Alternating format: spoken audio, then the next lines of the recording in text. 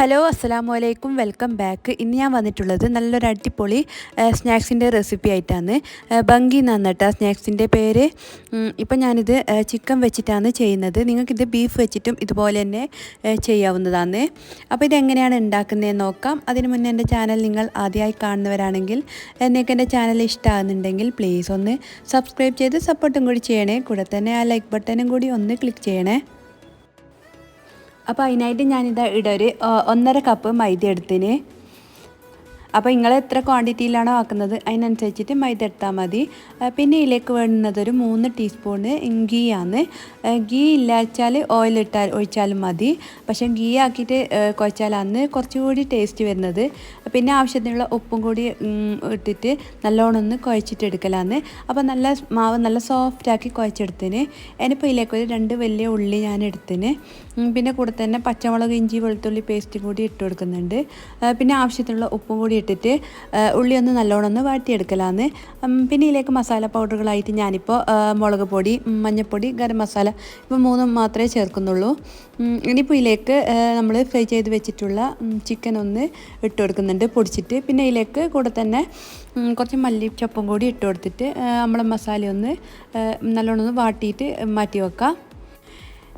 ഇനിയിപ്പോൾ നമ്മൾ കുഴച്ച് വെച്ചിട്ടുള്ള മാവില്ലേ, അതിപ്പോൾ ഞാനിപ്പോൾ 3 ഉരുളകളാക്കിയിട്ടാണ് എടുക്കുന്നത്. അതിൻ്റെ അകത്ത് നിന്ന് ഒന്നെടുത്തിട്ട് ഞാൻ ഒന്ന് പരത്തിയെടുക്കലാന്ന്. അപ്പോൾ നല്ല തിന്നായിട്ട് തന്നെ പരത്തിയെടുക്കാൻ വേണ്ടിയിട്ട് നോക്കുക. എത്ര പരത്താൻ കഴിയുമോ അത്രയും പരത്തിയിട്ടൊന്ന് എടുക്കുക. ഇനിയിപ്പോൾ ഇതുപോലെ ഒന്ന് കട്ട് ചെയ്തെടുക്കലാന്ന്. എന്നിട്ട് പിന്നെ നമ്മൾ ആക്കി വെച്ചിട്ടുള്ള മസാലയില്ലേ അത് ഇതുപോലെ ഒന്ന് വെച്ച് കൊടുക്കുക.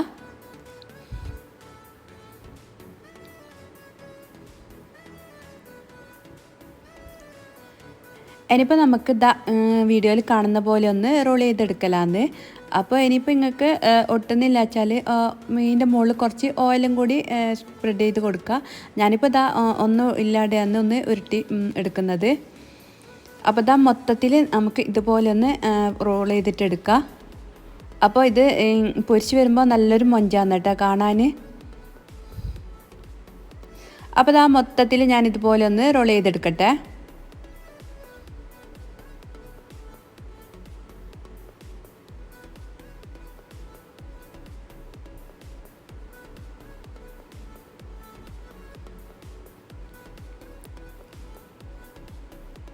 അപ്പോൾ മൊത്തത്തിൽ ഞാനൊന്ന് റോൾ ചെയ്തെടുത്തിട്ടുണ്ട്. ഇനിയിപ്പോൾ വേണ്ടുന്നത് ഇത് ഫ്രൈ ചെയ്യുന്നതിൻ്റെ മുന്നേ ഒരു പാന് ചൂടാക്കിയിട്ടൊന്ന് വാട്ടിയെടുക്കുന്നുണ്ട്.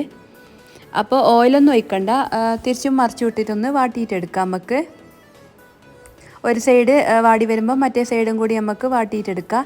അപ്പോൾ മൊത്തത്തിൽ ഞാനിതുപോലെ ഒന്ന് വാട്ടിയെടുക്കുന്നുണ്ട്. അപ്പോൾ ഇങ്ങനെ വാട്ടിയെടുത്താൽ പിന്നെ നമ്മൾ പൊരിച്ചെടുക്കുമ്പോൾ ഇല്ലേ നല്ലൊരു ക്രിസ്പി ആയിട്ടുണ്ടാവും നമ്മുടെ സ്നാക്സ്. ഇനിയിപ്പോൾ നല്ല ചൂടുള്ള എണ്ണയിലിട്ടിട്ടൊന്ന് ഫ്രൈ ചെയ്തെടുക്കലാന്ന്. അപ്പോൾ സാധാരണ നമ്മൾ ഇറച്ചിപ്പത്തിരിയെല്ലാം പൊരിച്ചെടുക്കുന്നില്ല, അതുപോലെ തന്നെ 2 ഭാഗവും മൊരിച്ചെടുത്തിട്ട് നമുക്ക് ഇതൊന്ന് കോരിയെടുക്കാം.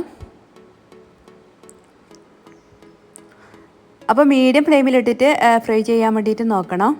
എന്നാലേ ഇങ്ങനെ കുറച്ച് ടൈം എടുത്തിട്ട് പൊരിഞ്ഞിട്ട് നല്ല പെർഫെക്റ്റ് ആയിട്ട് കിട്ടുള്ളൂ.